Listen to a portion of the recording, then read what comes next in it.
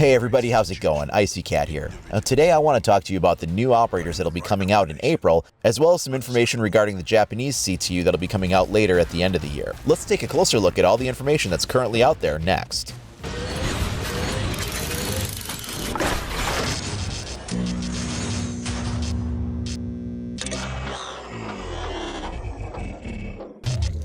This image is one of our first looks at the new operators. This came out about the time that Buck and Frost were first revealed. You get your first good look at them, but curiously, we also get our first look at two other unidentified operators. We can see clearly the American flag here on the vest, so this tells us that we have the April DLC operators here, because we know on the post-launch timeline that was revealed that April DLC will be a US-based CTU. This video came out a while ago, but what was really easy to miss is one of those operators was profiled in here. It was very quick, very fast, and if you blink, you miss it. They're showing all the different operators in the game, and you get a bit of a highlight reel showing what all the different operators can do. Then they cut to some profile lineups where they show the various teams, and take a look here on the left side, you see a new operator. Who is that? We have no idea. It's so fast that you didn't really get a chance to take a look at it. So now what we're going to do is we're going to replay this video, slow things down a little bit, and get a closer look. So here we go through, and as we hit this, we see somebody in some type of desert camouflage. They have some kind of an assault rifle with something hanging off the front of it, and as we come around the other side, we will very briefly get a shot of what that character looks like in profile. It's super quick. If I wasn't going this slow, you wouldn't even see it. Here I've compiled an image of what the operator looks like from the front and the rear. You can tell he's dressed in some sort of a desert camouflage pattern. This looks to me like it's a lightly armored character. A lot of people have commented that based on the gear he's wearing, he looks like he's likely a Delta Force operator. However, I should note there's no insignia anywhere on the uniform to really denote that one way or the other. An interesting thing is if you look on the image that faces to the front, on the front of his gun you see some sort of a large black object. In this view, I've highlighted this portion that we're talking about. It looks like what we have is some type of a ballistic shield system actually attached on the front of the gun. Here's a freeze frame from the profile of the gun. You can see we definitely have some type of a shield system in play here. Now we see the weapon in profile, and it looks to me like we have some type of an M4 variant here. It's not a true M4, but like the other guns in the game, it might be something in the 416 or 417 series by H&K. It's a little hard to say for sure exactly what variant it is. There's so many M4 platforms out there. I did a little bit of an online search for weapon-mounted ballistic shields, and these are actually things that exist. I didn't even realize they really existed.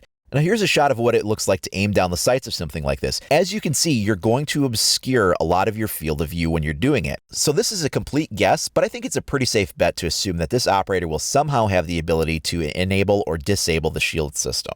I've put a highlight around it here. It looks like what we could possibly have is some kind of a screw or a bolt or a pin or something there that could act as a hinge. Now, I'm just guessing here, but my theory is that this is sort of a pivot point, like a hinge, and the ballistic shield can probably collapse against the side of the weapon, enabling you to see more of your surrounding view when you don't want to have it out. And then I would bet that you can probably unfold them and put them in the full out configuration when you want to use it. Just a guess, but it's sort of what I'm going with here. Now this video has been around for a little bit, and a few of these images have been seen before. This isn't necessarily brand new information, but what is a new development is that over the weekend on the subreddit, user Pseudogenesis posted the files that were found in the installation folders, where the audio for this character was actually discovered to exist. And you can hear what he has to say. Let's take a listen. Call out any contacts you see.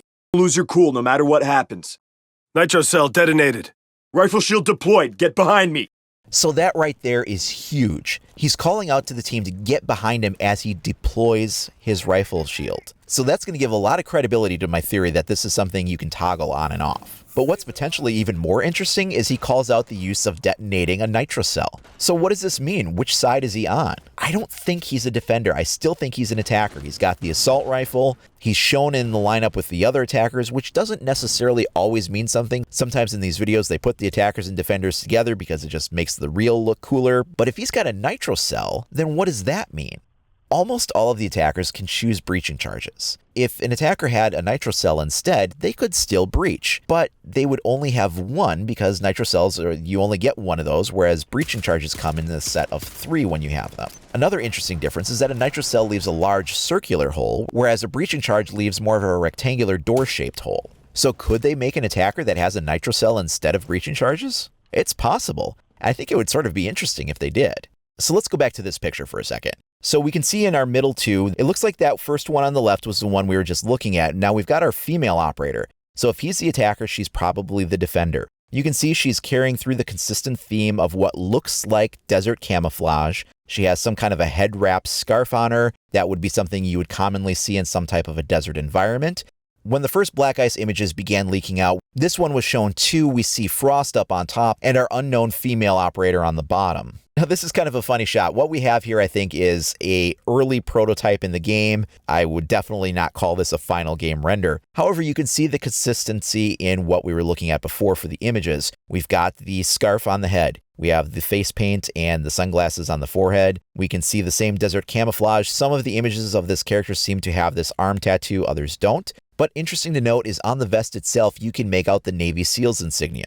We also have a submachine gun in her hands, which further reinforces that this is probably our defender character. Now, I'm not 100% sure based on this image, but I think what we're looking at is a SIG MPX submachine gun. And as we take a look at this image, you can see what those look like. They come in a few different variants. I'm not sure which variant it would be, but this looks like a likely contender for what that weapon is probably going to be. Now, this image is what I believe is the actual in-game render of this character. If you take a look at the background, you can see what looks like the same material that will be behind them in the weapon loadout screens.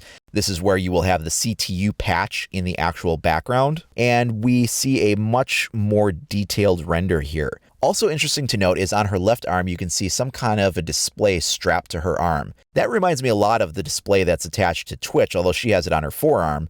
I think that this operator controls the camera feeds, and here's why. Let's take a listen to these audio files and hear what she can do. New camera feed up and running. New feed activated. So there you go. We're talking about activating camera feeds with this. So what does that mean? If this is a defensive character, as everything points to her being, a defensive operator that could deploy new cameras in entirely unknown positions would be a game changer for the defense. The only question is, how would this system be deployed? For instance, you could have it set up where it's somewhat like Jaeger's ADS system. You have to go up to a wall and physically place it on the wall. I think that would be really limiting. I mean, you would only be able to do it at about chest height. Anything higher than that would be out of reach. And these cameras would be kind of obvious, especially given all the red lights that are on every camera that tell you to shoot them. What I'm really hoping for is something kind of like maybe Sam Fisher's sticky camera launcher in Splinter Cell. Now, his was an under-barrel launcher, but you could also have some kind of a gadget that's a standalone launcher, or it could even be something that could be thrown and is like some kind of a sticky device that you can throw and it would stick to allow it to kind of get like up higher.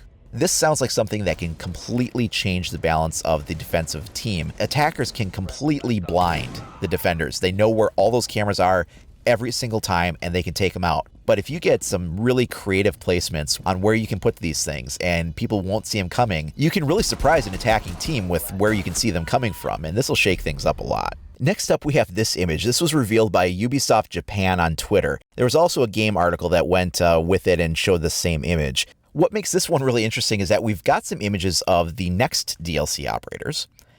And then we know that there's the Brazilian CTU after that. We don't know which CTU it is. There's some pretty likely candidates, but we're skipping right over those operators and going straight to the final CTU for the year that's scheduled to launch in October with this image. This shows us what looks to be a operator holding some kind of an M4 variant weapon. Let's take a closer look here. Interesting to note here is this operator has some kind of a face mask with, I mean, if you look closely, it's pretty reminiscent of like a samurai. And in the red background there, you can make out what looks like maybe rain. I would be really excited if whenever this DLC comes out that map would have some type of weather effect associated with it. Rain would be really, really cool. One thing that was indicated was that the CTU in question is SAT, which stands for the Special Assault Team. It's a non-military unit. It's law enforcement based, more along the lines of like what the FBI team sort of is.